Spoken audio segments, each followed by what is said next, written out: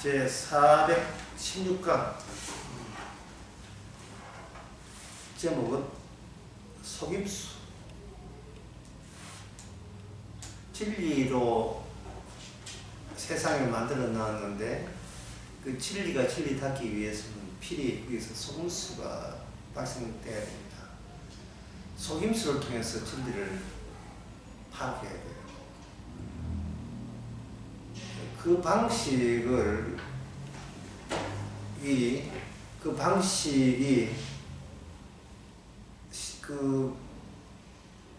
드러내는 그 과정이 구약과 신약입니다. 일단 구약에서 속임수가 세상을 덮어줘야 돼요. 속임수가. 그리고 신약에 오게 되면 그 속임수에 의해서 피해보는 사람이 발생돼야 돼요. 속임수에 의해서. 제가 이렇게 하면 그러면 진리는 언제 나타나냐? 속임수 부리는 자리에서 피해를 보는 그분이 바로 진리입니다. 진리는 그때 나타나요. 우리 생각은 어떻습니까? 내가 가만히 있으면 누가 진리를 솔솔 이렇게 가르쳐 줘야 되면 우리는 꿀떡꿀떡 그 진리를 받으면 내가 안에 진리가 차곡차곡 쌓여서 내가 진리의 사람이고자 하죠. 그런데 그렇게 되면 뭐가 방금 제가 언급한 바에 의하면 뭐가 빠집니까? 피해를 보았다는 요소가 없지요. 그냥 주는 대로 꿀떡꿀떡 받기만 했기 때문에 바깥에 있는 진리를 내 안의 진리로 받아들이면서 피해보는 게 하나도 없잖아요. 이게 바로 속임수입니다.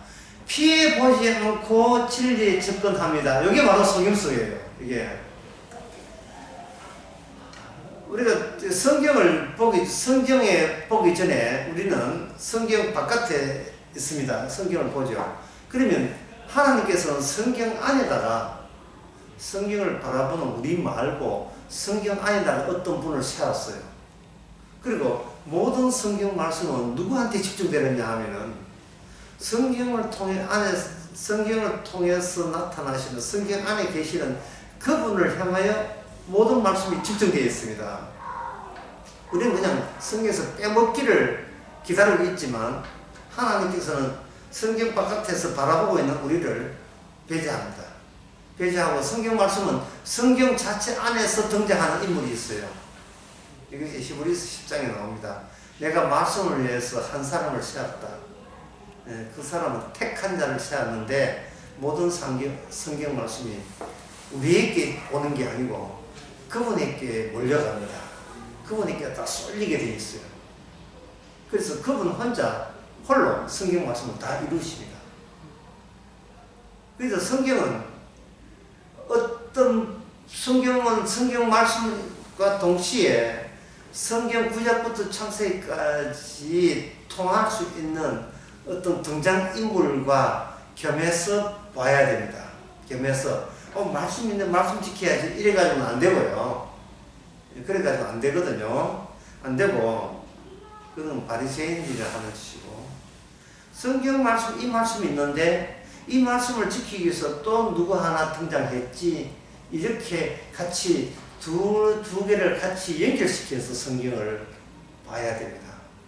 그러면 성경 말씀은 우리는 그냥 따박따박 성경 말씀은 옳은 말씀이니까 진리니까 나는 진리 되고 싶고 성경 말씀은 진리니까 진리 되고 싶은 내가 성경 말씀을 내가 듣고 지키면 그게 진리가 아닌가 안일하게 그렇게 생각이 되죠.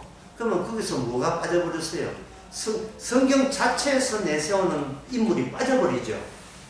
성경 말씀은 내가 진리 알아서 진리 안 사람으로서 구원받으면 되지라는 이 안일한 생각 속에서 누가 배제됩니까? 예수님이 배제되죠. 그러면 우리 생각에는 예수님이 성경 말씀을 잘 지켰단다. 따라서 우리가 예수님을 모델을 삼아서 우리도 예수님처럼 성경 말씀을 잘 지키게 되네. 지키면 되지 않느냐. 이렇게 생각할 경우에도 그럼 뭐가 빠졌습니까? 예수님께서는 성경 말씀 지키기 위해서 희생당했다, 예, 어려움을 당했다, 그건 또 빠져버리는 거예요. 그래서 이 두 개를, 이게 진리를 구성하기 위해서 빠뜨리지 말아야 될 것은 성경 말씀 자체가 어떤 인물을 내세우고, 그리고 그 다음에 그 인물이 성경 말씀 지키는데 엄청 고생을 많이 했다는 거예요. 희생을 많이 했다는 겁니다. 그러면 그 착하고 착한 말씀대로 사실 분을 누가 그렇게 힘들게 했는가 이런 생각되죠. 누가 힘들게 했는가? 바로 속임수를 부리는 자들이 힘들게 하죠. 속임수의 반대는 진리입니다. 진리의 반대는 속임수죠. 그런데 하나님께서 진리를 누구한테만 다 몰아세웠다? 예수님께만 몰아세웠다. 그렇다면 우리는 뭐냐? 우리는 어느 편이냐? 진리 편일까요? 속임수 편일까요? 속임수 편에 속하는 겁니다. 우리가 성경 말씀을 보면서 이 말씀이 내가 어떤 식으로 하나님을 속이고 있는가를 들추어내는 말씀으로 봐야 돼요. 이 말씀 하나가. 하나님의 말씀은 꿀같이 달다. 뭐 꿀같이 달으면 완전 쪼그랬거나 뭐 벌꿀 먹으면 되겠죠. 그런데 그 꿀같이 단다는 것은 우리가 내가 깨어지지 않는, 내가 몰랐던 나의 속임수가 속 시원하게 뽑혀져 나갈 때 그때 꿀같이 달아요. 아, 내가 말씀 지켜서 구원받는 게 아니구나 하는 것을 알 때 꿀같이 단 말씀이 되는 겁니다. 예, 그게 이제 시편 118절에 보면, 118절, 119절에 보면, 주의 윤리에서 떠나는 자는 다 주께서 다 멸시하셨으니 저희 괴사는 허무합니다. 이랬어요. 그 다음에 시편 119 보면 119절에 보면, 외우기도 쉬워요. 119. 주께서 세상의 모든 악인을 찢기같이 버리시니 그러므로 내가 주의 증거를 사랑하나이다. 여기서 나가 누구냐? 시편에 나는 누구를 의미하느냐 하면 껍질은 다윗이에요. 그러나 그 다윗 안에 누가 들어있어요? 예수님이 들어있습니다. 예수님이 다윗을 선지자로 미리 이 세상에 예수님보다 먼저 이 땅에 태어나게 하셨습니다.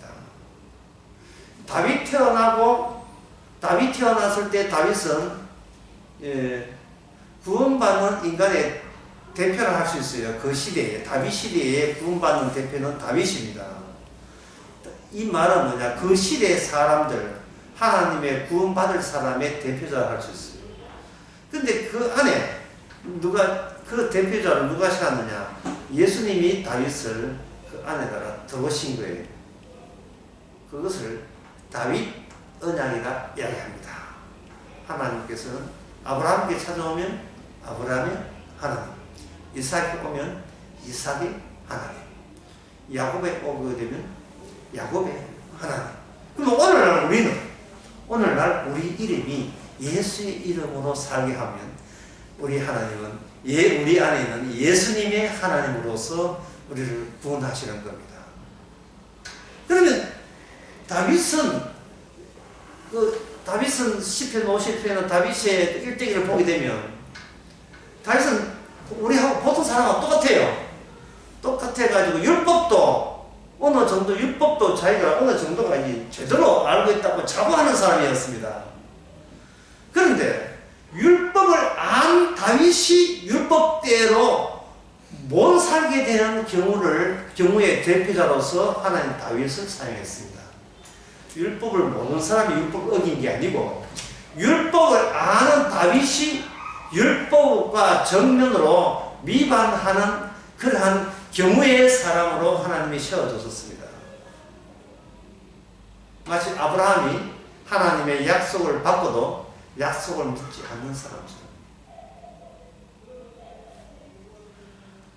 그 하갈하고 관계에서 이스마엘 얻는 게 약속을 믿지 않았다는 뜻이거든요. 그 하나님이 약속한 자식이 아닌데. 야곱도 마찬가지고요.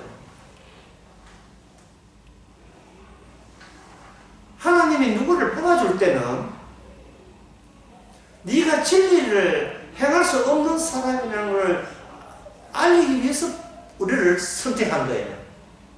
그걸 흔히 말해서 구원받기 위해서 선택했다는 말은 맞는데 그 구원받기 위해 절차가 있어야 돼. 그 안에 절차가. 우리가 구원받을 수 있는 그런 능력과 본질을 갖추지 못했다는 취지로 우리를 건지시는 거예요.